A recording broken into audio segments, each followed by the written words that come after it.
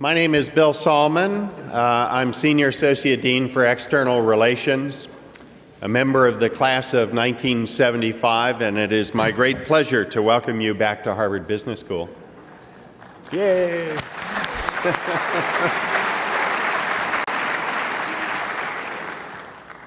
This is really a treat for those of us who work here to have our former students, our friends, our supporters back on campus. You know, it's interesting. I came here in 1973, which was a long time ago, and I never reached escape velocity, in contrast to most of you. But it has turned out to be a magnificent job to be able each year to have a new crop of students, but to maintain relationships with all of the previous generations of students. And what you do in your lives is extraordinary. What you accomplish in your business careers is amazing, but what you give back to your community is equally amazing and very, very important to us all. This is a time to come back and see old friends, maybe make some new ones, and we hope to engage a bit with the faculty and the intellectual activities at the school. We've got a great lineup of teachers, and indeed I would like to go to most of the sessions that follow this particular presentation, but I hope you will attend those sessions. These are interesting times, interesting not being a very descriptive time. They're troubled times. They're troubled times all around the world. And I think now more than ever we need fresh ideas and perspectives. And I think you'll discover the faculty are working hard on what we can do to improve the situation. This reunion, like all reunions, would not take place were it not for the terrific activities of our volunteers, people who work with their sections and classmates to get them back, people who work in between reunions to have communications in the class notes, people who assist in the process of raising capital for the school. And I can't thank you enough. It's just a remarkable job that you do. We have reunion attendance records this year for the class of 66, 76, and 86. Yay! And indeed, overall, we have almost 2,500 people back for this reunion, so it's really quite a turnout. I would like all of the volunteers to stand and for all of us to acknowledge their hard work and tremendous effort.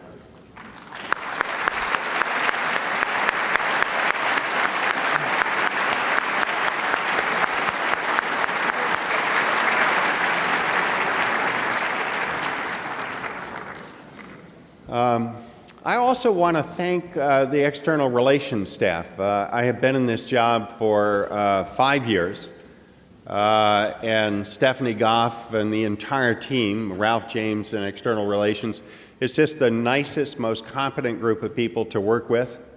And without their efforts, this would also not be possible. So thank you to everyone who works in external relations. Now, I have a simple task, which is to introduce the dean. It's fraught with some risk. I'm not supposed to screw this up. But Nitin was announced as dean a little over a year ago.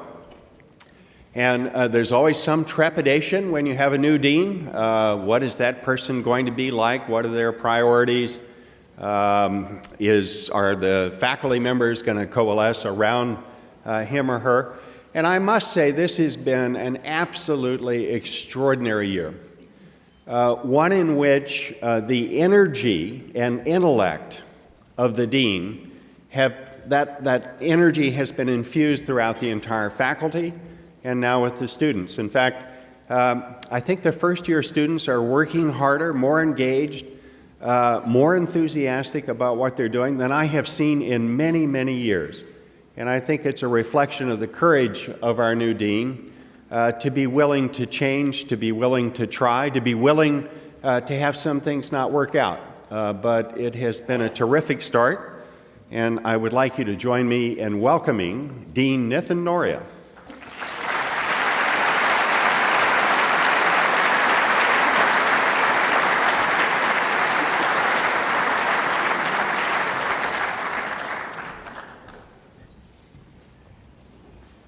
Good morning.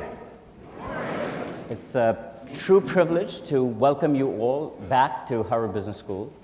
What I thought I would do today is to share with you, since I don't know most of you, start with a little bit about myself, tell you a little bit about this first year that I've had at Harvard Business School, describe to you some of the initiatives that we're undertaking, and share with you this extraordinary excitement that Bill and I and many others at this school feel about the possibilities that lie for us here at Harvard Business School. So I was born in India. I went to that other school down the river called MIT, which is where I got my PhD, and then I joined Harvard Business School in 1988. I remember when I came to Harvard Business School for the first time and I stepped onto this campus, it was the most spectacular campus that I'd ever seen. And MIT is a nice enough place, but there's something about coming to Harvard Business School which I'm sure you must experience as you come back to this campus. It's just very, very special. But I had also gone to, all the way to the other coast, which is where I had my other job offer, which was to go teach at Stanford. That's a pretty campus too. And I remember having a conversation with my parents who lived in India and saying to them, I'm really thinking about which place I should go to, whether I should go to Stanford or whether I should go to Harvard Business School. And as it turns out, that's really the choice that the vast majority of our students who actually have to ever make a choice wrestle the most with. And for my parents, they thought I should go out and get a lobotomy. Because any of you who have traveled outside the United States know that the reputation of Harvard Business School only increases exponentially the farther away you are from Cambridge. So they thought that I'd finally come to my senses when I decided to come to Harvard Business School. And as it's always hard to admit as an adult that your parents were right. But they were. It has been, for me, the most magical time in my life. When I came to Harvard Business School in 1988, my first office was in Humphrey 32, which is now a building that has been renamed Green Hill. The view from my office was a view that showed the dean's house.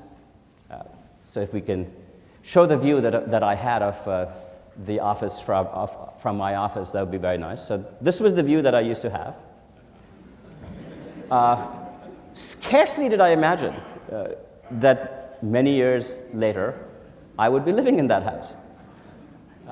So it's an extraordinary dream come true. If someone had told me when I came to the United States that someday I would be dean of Harvard Business School, this was beyond any dream that I could have had. They say that America is a place that people fulfill their dreams. Well, for me, Harvard Business School is a place that allowed me to dream things that I could never have ever imagined possible. So this institution means more to me than you might ever imagine. And I know that you're here because it means more to you and it touched your life in equally profound ways. So we share that one thing deeply in common, that this institution has had a profound impact on my life. So having looked out at this dean's house, there had not been a dean who had lived in the Harvard Business School dean's house for the last 30 years for a variety of reasons. But when I became dean, I said one of the things I want to do is I want to move in with my family, and we're going to move in here. So for the last year, we've now been living in the dean's house, and it's turned out to be spectacular. It has allowed us to me and my family to become much more a part of this campus, to connect with our students in ways that we could never have done if we were living elsewhere. We've got to know our students, our faculty, our staff in very intimate ways, and it's been an extraordinary experience to see the dean's house and to observe it through the seasons. These two trees that stand in front of the house are trees that change color, change shape, become spectacular through the spring, through the winter, through time. And so this has been a really wonderful, wonderful experience for me. As I've spent time on the campus, I have also come to appreciate so much more deeply the amazing faculty members and students that we have on this campus. Last year, it was my great joy to first be able to attend, to have our first graduation, where we had 920 students go out into the world. And this year, it was my great joy to welcome the class of 2013, the class that I will have the opportunity of working with through the entire time here at Harvard Business School. So this turnover of our students, which is a wonderful part of Harvard Business School, is something that keeps all of us in the faculty fresh, and we know that several years later, these students will become our alumni. So it's just great to have these students on our campus. Equally, each year, we have remarkable faculty that we celebrate. We have more than 200 faculty members. The people you're seeing on the screen are the people who won the teaching award last year. If you look at that group, it's a remarkable group of untenured faculty members, people who just got tenure, very experienced faculty members from different parts of the school. And it's great to know that there has always been at Harvard Business School this tradition of remarkable faculty members who move our students, who influence them for all of their lives. And each year we have faculty members recognized by our students for being amazing teachers. And yet, these are the people who inspire the new generation of faculty members that we get to the campus each year. This year we welcomed to our campus 24 new faculty members. It was one of our best recruiting years. So there's a lot of new blood that is being brought into this campus. As we're trying to do more work on the faculty, we've also found ways to make sure that we have the capacity to do the work of the school. If you met these faculty members, you would discover that they are remarkable people, some freshly minted PhDs, some people who've had business experience. So the faculty is enormously diverse, and each year we add remarkable people to the faculty. I have also discovered in my first year working at the school that none of the work of the school could be done without the amazing staff that we have. These are people who keep the school running. When you go out on our lawns and you see them as immaculately kept as they are, it just doesn't happen automatically. It happens because we have extraordinary staff in our operations who build new buildings, who keep the place functioning. Perhaps the most moving moment for me was I had a person visit me from operations last year. He's one of the security guards at the school. And he said, "I want to meet you." I said, "Sure, I'll be happy to meet you." He came to see me on a Saturday morning. And very sheepishly said, "I have something to give you." And he gave me an envelope. And I said, "Can I open it?" He says, "I would rather you open it when I left."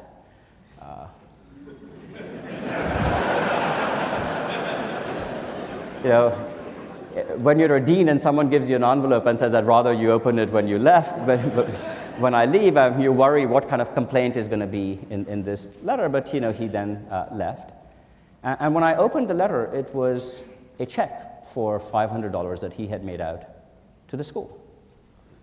He said, "This school has given me a sense of self-worth, and I just wanted you to know that I want to in some ways contribute back to the school." So this is a security guard whose job it is to just open and close the gates and let people in. That's the commitment that our staff have to the school. And it's just such a wonderful thing to be in a place where people feel that sense of ownership at the school. And then over the course of this first year, I've also had the great privilege of meeting alumni like you all over the world. They say that the school has amazing alumni, and I have to say that every time I go, they're even more amazing than anything that I had ever imagined. And I have met them from in all continents, all over the world, and it's been just amazing getting to know our alumni from Latin America to Asia to Europe to the United States and different parts of the world. And this year, we had the opportunity, as we have each year, to celebrate 5 of our alumni for their achievements, and they got the Distinguished Alumni Achievement Award. And we were able to do it in a very magical way. We invited them back to campus the day that we invited the first day of the new class of 2013. So we joined the people who were just beginning their careers with the people who were at the apex of their career. It was just a very, very special moment here in Burden, where people who had just started with starry eyes thinking about what their life might look like were being inspired by these kinds of alumni, by what their future might hold. It was one of the most magical moments that I've been a part of at Harvard Business School, to see the future being connected in some ways to the present. So alumni always ask me, "So Nitin, you've now completed 1 year. What's the second year like? One thing I can say is that in my first year, every week, I felt that I was doing something for the first time. So just like our second year MBA students, I at least now feel like I know what I'm doing. It may be a myth, but at least I feel that way. But more seriously, if I think about the first year that I had at Harvard Business School, I think of the year as having had 3 distinct phases, and as I begin the second year, I think we're entering as a school the 4th. So when I became dean and I was announced dean in May of last year, it was a wonderful time to be announced dean because someone once asked a professor, what's the best thing about being an academic? He says, I won't tell you 1, but I'll tell you 3. June, July, and August.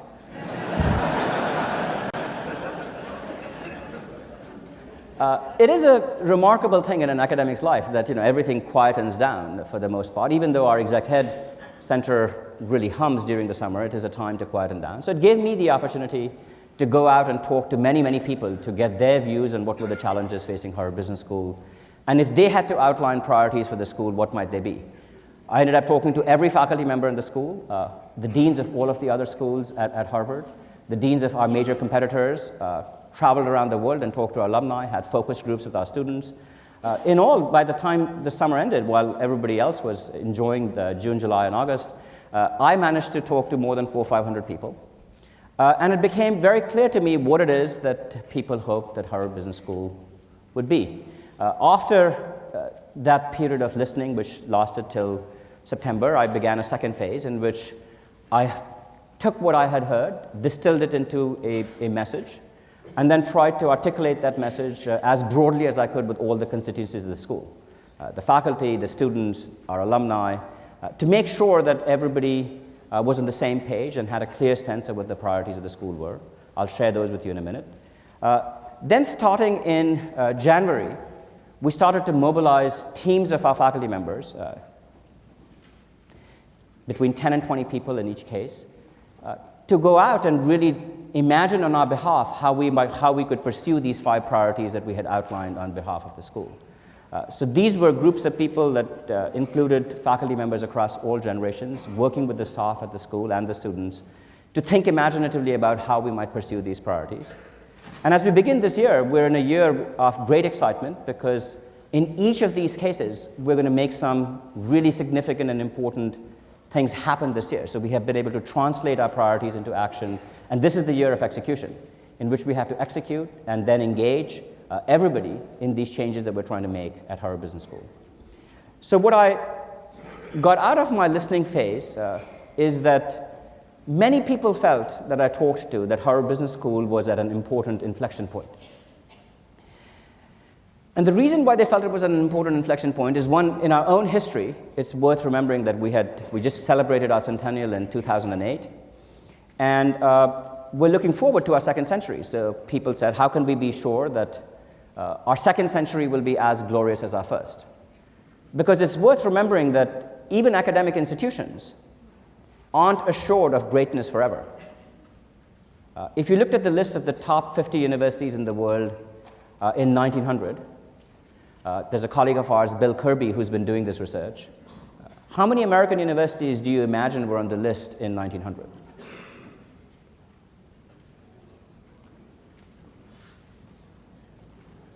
You'd be lucky to find 1. How many German universities do you think were on the list in 1900? More than 30. Right? And here we are, a century later, and the tables have completely turned. So while universities are long-lived institutions, and all of those German universities are still around, they are no longer the great universities that they used to be. So maintaining a great university is an important challenge, and we have to work hard to ensure that we will be, another 100 years from now, an institution that is remembered with as much glory as we have been remembered in our first 100 years, and the way we could celebrate our centennial. So that's the first question that people pose to me, which is, look, we need to make sure that we don't just rest on our laurels, that we are restless about asking ourselves, what do we need to do to continue to be a great institution for our next century? The second sense in which people feel we're at an inflection point is that Harvard Business School, for its first 100 years, was a great American institution in what was unambiguously an American century in business. People used to come to Harvard Business School because they wanted to understand America. This was the epicenter of the best business practices, the best companies, where all of the economic opportunities were. But as we move into this next century, we have to be an American institution, but an American institution that will be able to find a way to be great in what will inevitably be a new global century. Economic opportunity will be all over the world. America will continue to be an extraordinary place in this new landscape.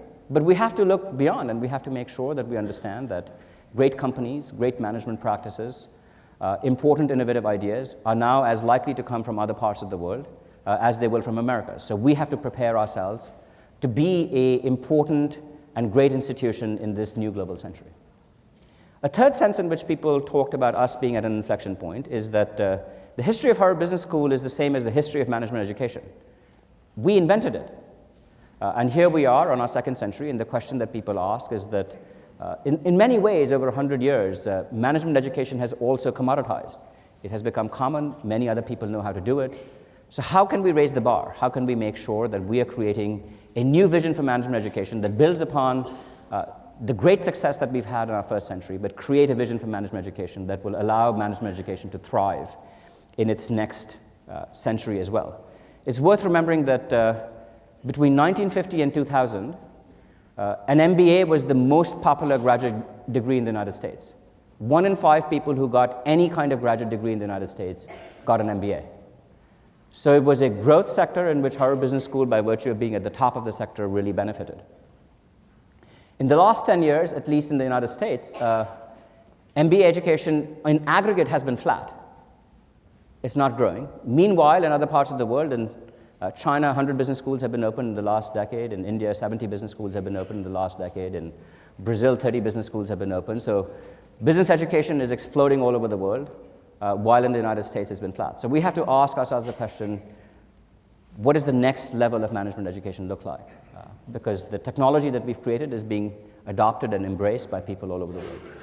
So these are the challenges that the school faces, which made people, as I talk to them, say that this is a very important moment. Now I know that the appointment of any new dean is always recognized as a very important moment, so you always have to have a little bit of humility about that statement. But I do think that there are important changes taking place in the world to which we must respond. So the immediate question that arises is, how do we respond to this inflection point? And what came out of the conversations that I had with people was, when I asked them what should our priorities be, 5 priorities emerged. And to make them memorable and easy to understand, I hope many of you got this mailing that we sent out describing these 5 priorities, that this is a time when we must innovate in our educational programs, when we must have the intellectual ambition to continue to produce ideas that make a big difference in the world, that speak to the most important challenges that society faces, where we continue to internationalize the curriculum and make sure that we're pursuing the largest global intellectual footprint with the smallest physical footprint possible, where we think about creating a more inclusive culture at Harvard Business School, because as the composition of our students and faculty continue to become more diverse, this must be a place in which everyone can thrive, and where we can leverage the fact that we're part of a great university called Harvard by building better integrated bridges with the rest of Harvard, but doing so prudently. So these are the 5 priorities that people thought would allow us to face this inflection point better. And on each of these priorities, we have, as I said, begun to mobilize our faculty. Teams of people have gotten together, some remarkable people around the school on each of these things.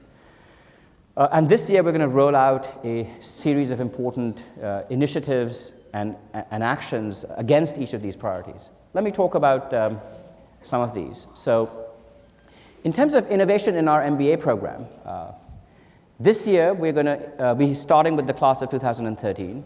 We're going to introduce to our students a very different way in terms of their experience at Harvard Business School, in addition to the core case method curriculum that they've had. In the first year, they will now have a new course called Field, This is a course that will encourage our students across the entire first year to work in small teams. So they will work in a wide variety of small teams that can range from 4 to 8 over the course of the entire year. We have created a new space. That's that little building that you see there.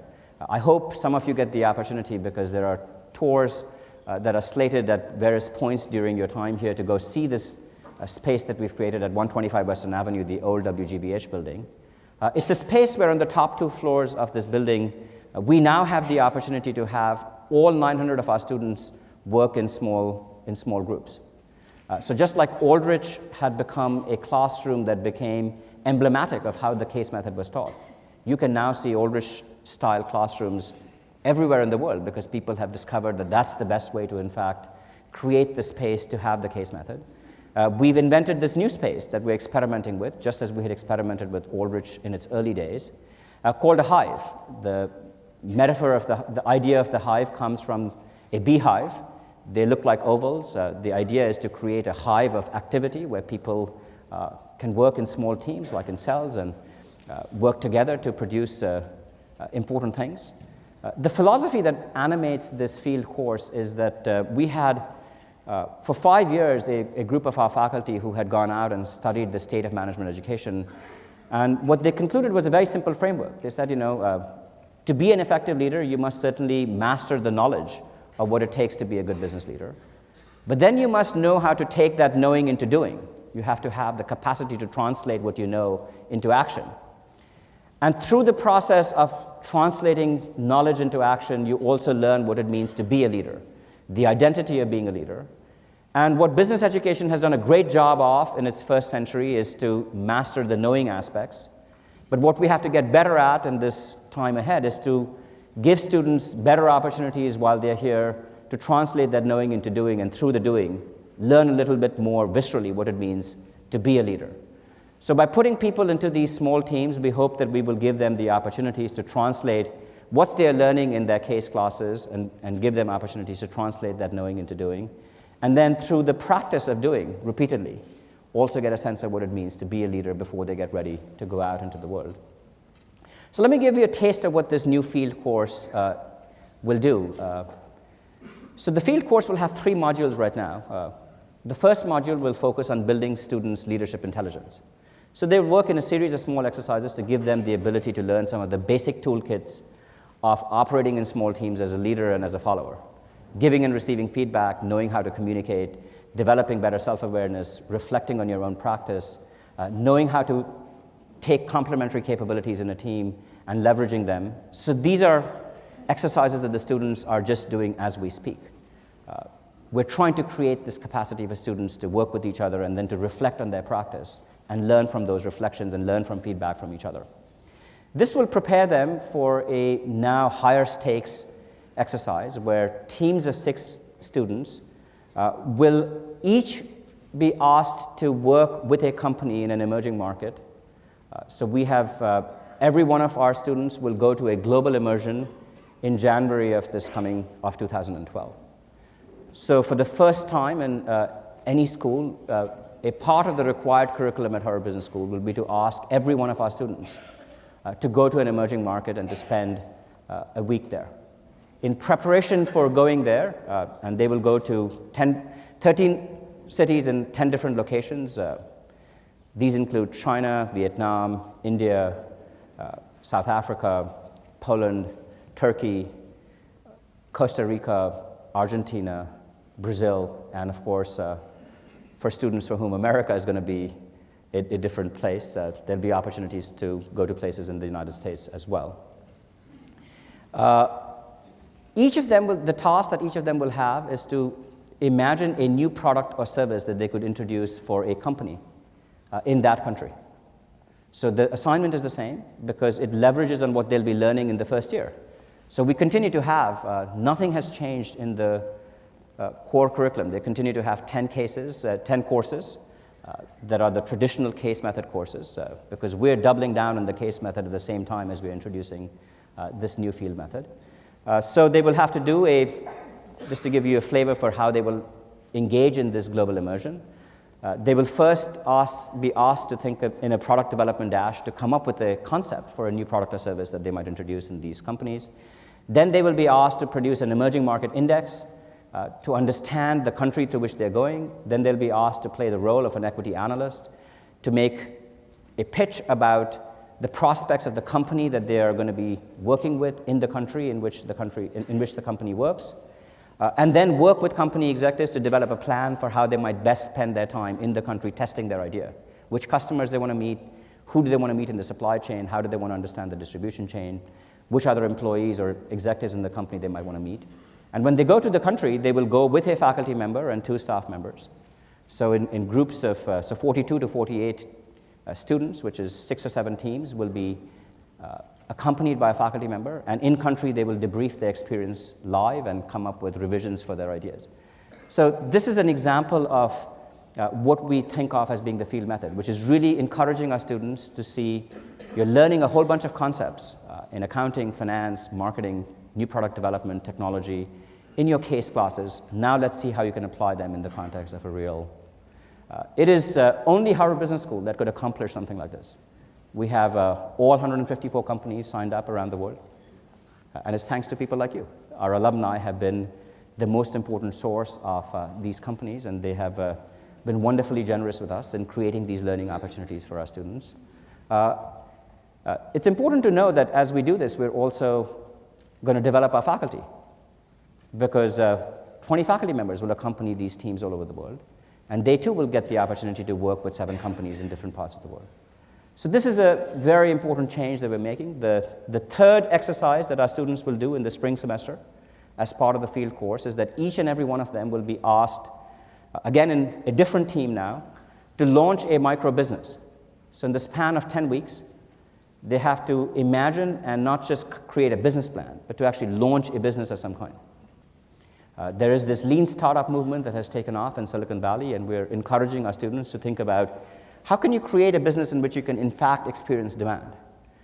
We're also going to set them up in ways in which the students will actually have a little bit of money to start the business, $3,000 each, and they can get more money depending upon how well a financial market that we will construct at 4 different times during the spring semester, where people in another section will vote on the quality of the business plans that people have produced, will in fact allow them to in fact get more resources if they need.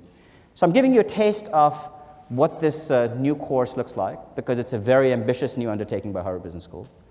If we get it right, my hope is that we will over time have created a new strand at Harvard Business School that can complement the extraordinary case method that we have inherited and create a new field method that might intertwine with the case method, and together create yet the next stage of what business education looks like.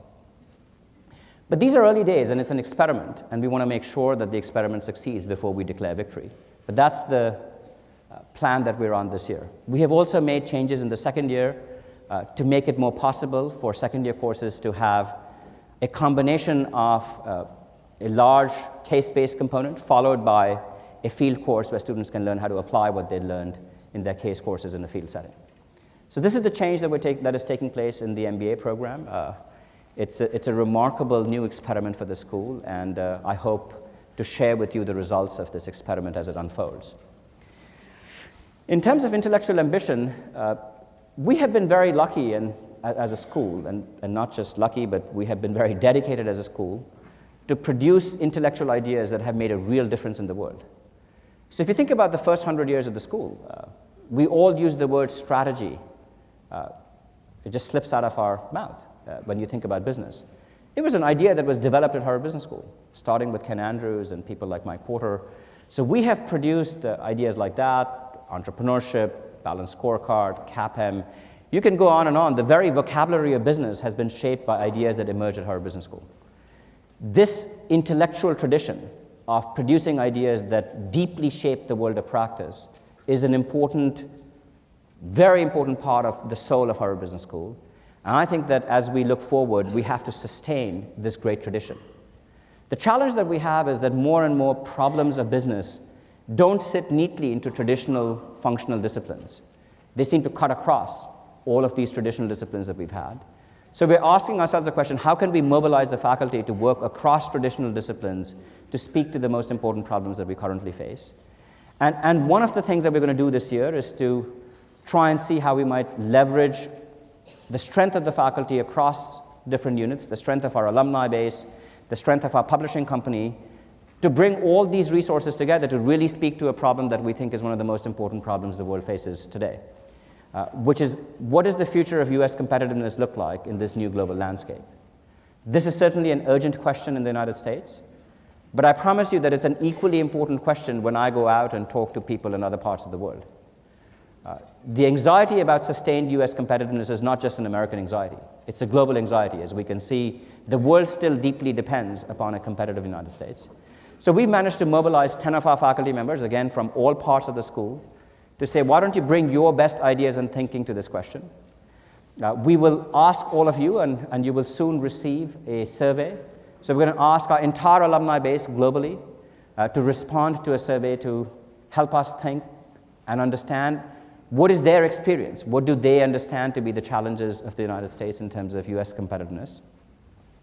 In November, we'll organize a summit, which is by invitation, where we'll get 90 of the world's best business leaders to come together to use our convening power as a school, to get them to help us think about their answers, their thoughts, to reflect on the research of the faculty and give us feedback on the ideas that we have. In March of 2012, we'll then launch a special issue of Harvard Business Review. The whole issue will be focused on this question, and we'll collect all of the work that the faculty is doing and present it to the world. And then we hope to roll it out through our alumni clubs and really get the opportunity for a broader conversation to be engaged on this topic. I give you that as an example because it shows that if we harness the collective capacity of Harvard Business School, faculty across different units, our alumni base that is quite remarkable, the publishing company that we have, the clubs that we've created, I think that we can speak to important problems in the world of business in ways that we have never done before. And this is simply a first project. In the end, if this platform works, we could have similar conversations about what do we think is the future of healthcare, what do we think is the future of entrepreneurship, what do we think is the future of social enterprise. So I think that there are many, many opportunities for us to pick topics that cut across the school and are really important problems in the world, to use the combined muscle of the school to speak to these questions. So that's what we're trying to do in terms of intellectual ambition. In terms of the international footprint of the school, the strategy that the school has pursued has consistently been one in which, unlike other places that have decided to go around the world and build campuses, our view has always been that what will distinguish Harvard Business School is that we have the largest intellectual footprint with the smallest physical footprint. But you do need to have some physical footprint around the world. So we have gone out and created 7 research centers all over the world, in Shanghai, in Tokyo, in India, in Paris, in Buenos Aires, in Silicon Valley. And we're trying to use these research centers to be nodes that enable faculty research, that enable these student immersions.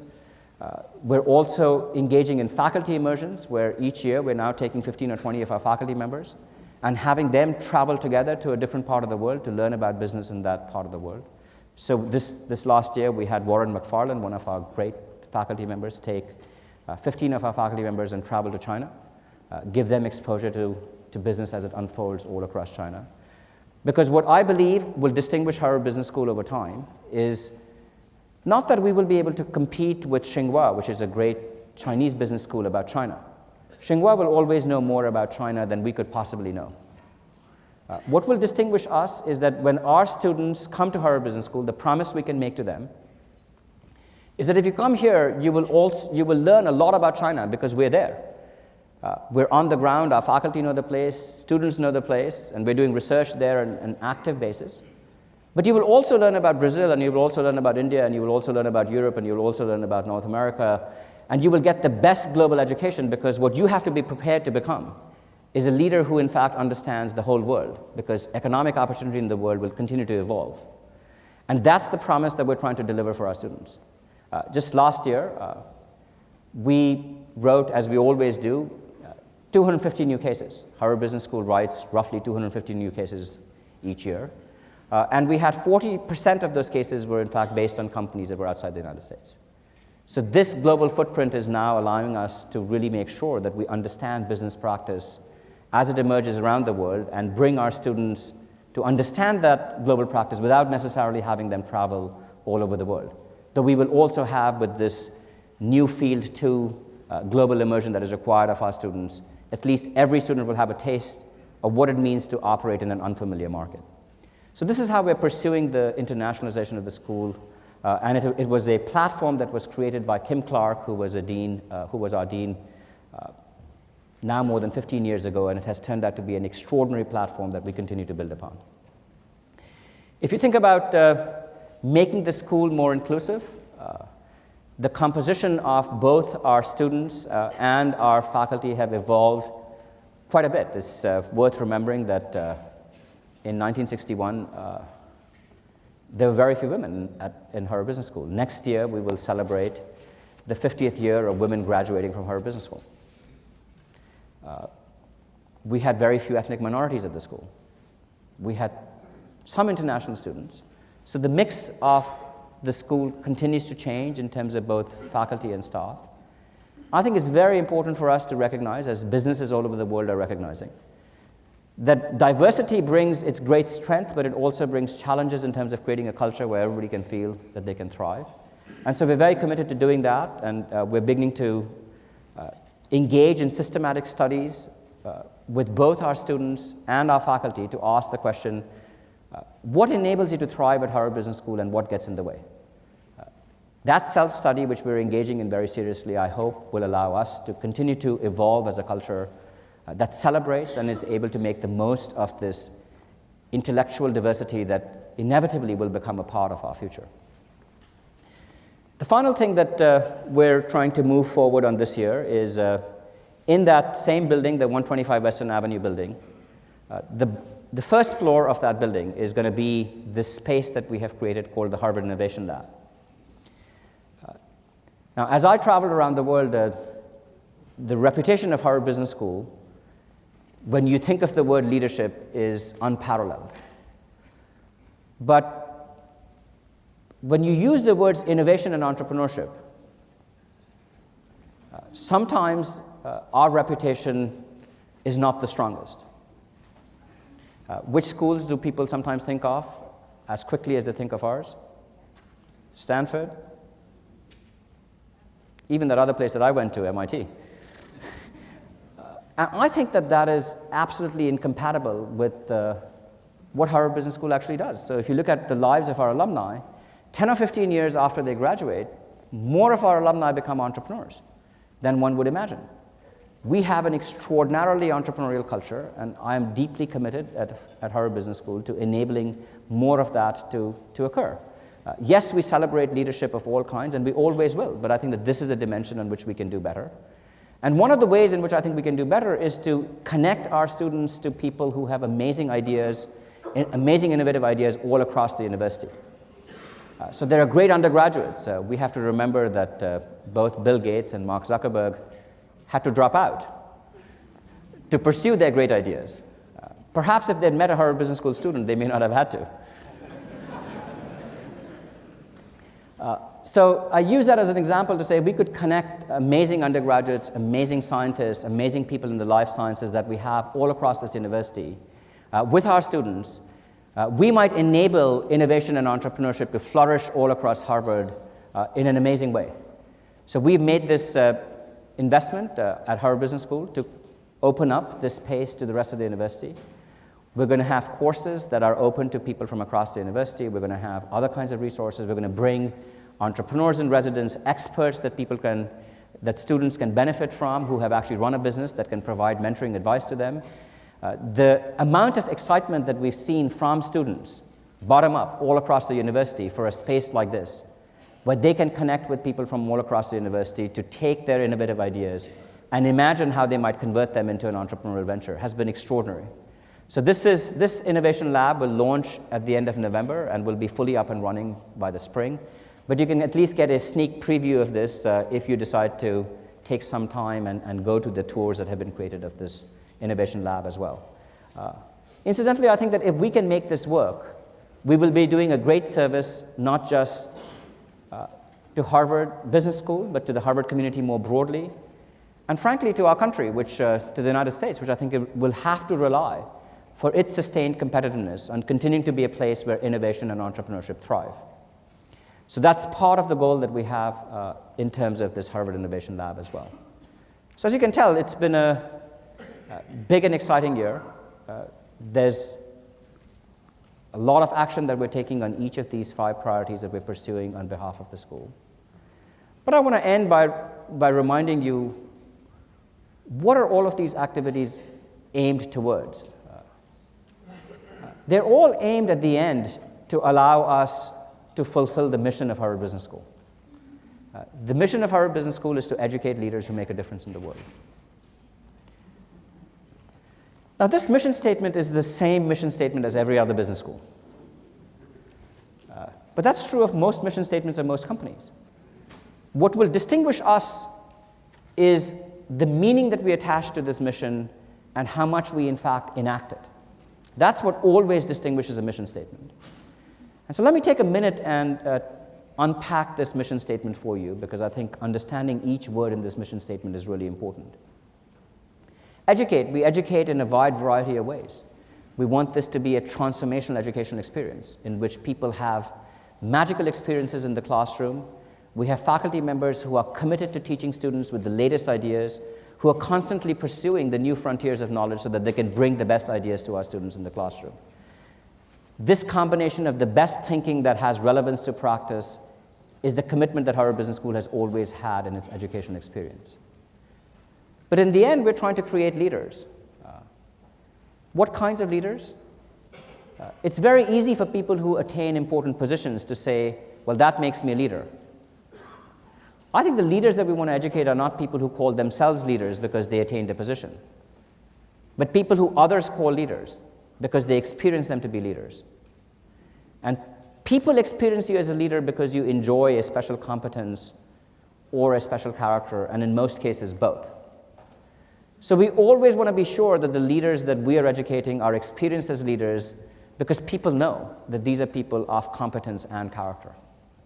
That these are people who exercise judgment, who know how to connect the big picture to the details, who have a way, because they've learned through 400 cases and in a wide variety of ways, they have honed their judgment, they have developed the capacity to draw upon the capabilities and skills of others to make decisions wisely, but then have the courage to act out their decisions as well. This competence is something that Harvard Business School has always been known for, this general management competence, this capacity to produce people who know how to bring great judgment to decisions. And we will always be committed to that kind of competence at Harvard Business School. But we also are very interested in making sure that our students are students of character. When people think about character, I don't mean simply don't lie, cheat, or steal, because everybody knows that. It's more than that. It's people who are committed to making a difference in the world that is beyond themselves. It's people who can be trusted by others because they're able to think about the whole rather than just themselves. It's people who recognize that being self-interested is not the same as being self-centered. These are the character traits that we want to build in our students. And I believe that we have an opportunity at Harvard Business School to cultivate this sense of character. Sometimes people say to me that, isn't character already formed by the time people come to Harvard Business School? Do you have any prayer of, in fact, working on people's character when they come to Harvard Business School? I believe the greatest myth in the world is that character is something that is fully formed by the time someone becomes an adolescent. Character continually evolves, and people have to work on their character in the same way as they have to work on their knowledge. Just as wisdom evolves, I think character evolves as well. Abraham Lincoln once famously said that most people think that the true test of a person's character is how they respond to adversity. He said, my experience is that actually more people positively surprise me when they are dealt with adversity. People seem to rise to that challenge more often than not. He said, the real test of a person's character is when they get power. And he says, in my experience, unfortunately, more people disappoint us at that moment. So as our students prepare themselves for a life in which they will have an increasing amount of power, what we have to do is to have them recognize, how can you stay true to your character once you get power? That's what we want to have to develop and cultivate at Harvard Business School. Leaders who make a difference. As someone once said to me, if we're going to use this mission statement, let's at least agree that we're going to make a positive difference. Sometimes people have worried that we may have had some leaders who don't make a positive difference. I think that we should be deeply committed to this idea of making a positive difference. And when I think about what it means to make a positive difference, I have a very simple view. These are people who are committed to creating value before they claim value for themselves. I have always believed that if leaders create value for society, society is very happy to allow them to keep value for themselves. When we get into trouble is when people claim value when society believes that they've destroyed value. That's when we get into real trouble. When CEOs destroy value for their companies and yet expect that they have to be paid $100 million. When people lose money for their investors and yet expect to be paid themselves.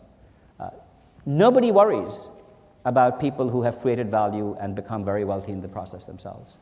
And you can create value in a wide variety of ways, as an investor, as an entrepreneur, as a CEO, in social enterprise. And we are deeply committed at Harvard Business School to educating leaders who are committed to creating value in all manner of ways. That's been the strength of the school and will continue to be the strength of the school. But we have to have students who understand deeply that their role is to create value and make a positive difference in the world. And finally, this last phrase, in the world. We are fortunate that we have our alumni in all sectors and all parts of the world. And increasingly, the world desperately needs the leadership of our students. I don't think that there is any significant problem that the world faces today, whether it is anxiety about the environment, anxiety about the future of the financial system, anxiety about how information technology can be best harnessed without destroying privacy or creating security risks. There are significant problems that the world faces today. None of these problems, in my view, can be solved without business playing an important role and without business leaders playing a vital role in that process. So the mission of Harvard Business School is more important now than it has ever been. And that is the mission to which we are dedicated. That is the work that all of these changes and innovations that we're trying to introduce at Harvard Business School are directed towards. But as we make these changes, please don't leave thinking that we don't remain committed to doing the things that are part of our traditions, as well as we have done them in the past. If anything, we are doubly committed to doing the things that have made Harvard Business School great. As we introduce this new field idea, we are even more committed to making sure that the case method, which is the soul of the school, will always be at the heart of what we do. As we pursue intellectual ambition that cuts across the school, we are still deeply committed to enabling individual faculty members to do the research, because often the most amazing ideas come out of mavericks, individuals who pursue their own dream and do amazing things. As we pursue the internationalization of the school, we remain deeply committed to understanding America and understanding America well. As we are committed to inclusion, we want to make sure that the school never becomes a place in which political correctness overrides the capacity for free debate and free expression. As we think about integrating with the rest of the university, we're always mindful that we will only integrate in ways where there is a real benefit to Harvard Business School from that engagement. So I want to be very clear with you that we are as committed to the traditions of Harvard Business School as we are committed to innovation. What inspires us is just this simple thing to recognize. Anything that we think of as a tradition today was an innovation 50 years ago, right? You don't develop traditions unless you innovate. We produced our first case in 1921. It's worth remembering that Harvard Business School was founded in 1908. The case method only got developed by 1921. It took us many years to form the case method. Today, we distribute 10 million cases around the world. It's been an extraordinary part of Harvard Business School's tradition. But it required imagination and courage to innovate to produce the case method. And what we are engaged in, as any great institution should be, is to think about the next set of innovations that will become the traditions of Harvard Business School 30, 40, 50 years from now. That's the act to which we're committed. That's the act which all of you so generously support. But I want to leave by just reminding you one thing. One thing I'm very clear about, when people judge Harvard Business School in terms of whether it lives up to its mission, they don't look at what's happening inside Harvard Business School. They look at your lives. And it's because you do this thing, because you are leaders who make a difference in the world, that people have confidence that Harvard Business School lives up to its mission. So I would just ask you, as your dean, to live your lives in this way, to ask yourselves that question every day. Am I a leader who makes a difference in the world? I know all of you do, but the bar on that can always be raised, and I hope you will raise the bar on yourself. Thank you for coming to the reunion. I hope you have a spectacular time.